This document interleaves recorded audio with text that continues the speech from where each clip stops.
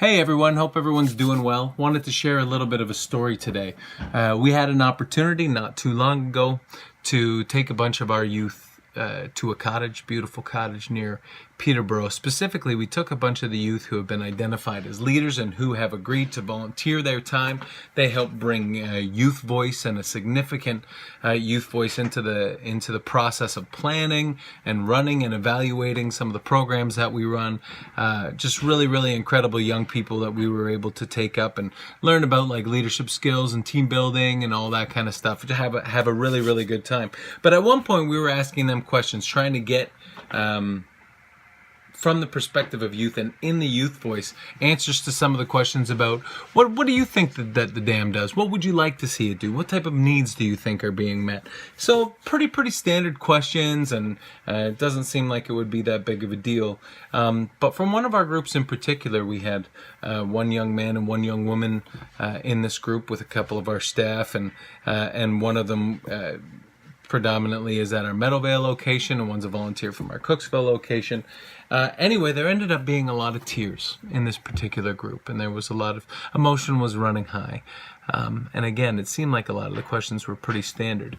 But there's a reason that the youth have coined the term Damily. See, we've talked a lot over the years about the dam like being a second home to a lot of kids. Anyway, this girl at one point was able to just kind of say, do you know why there are times when drop-in closes or there's no more programs for the day and we don't want to leave? We don't want to go. Sometimes when they're outside, they just end up sitting outside the dam or hanging out there. Both in Meadowvale and Cooksville, this has happened lots and lots of times. And she said, do you know why we don't want to go? It's because we don't want to go home. And in this particular case with this young woman, we know that the dam is more than just a second home to her. Often the dam feels like the primary home. This is the primary place where she experiences love and welcome and inclusion, where people accept her just the way that she is, where she feels meaningful, where she feels significant. And it breaks your heart because you wish that every youth was feeling that. From mom, from dad, from whoever, from their caregivers, that they would go home and feel like that's a good place to feel safe and to feel loved.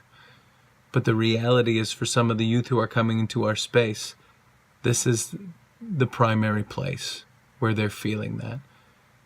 And so it's important for us to continue to think about how in our communities can we provide space and can we provide place so that youth can find that place of significance where their voice matters and where they're loved.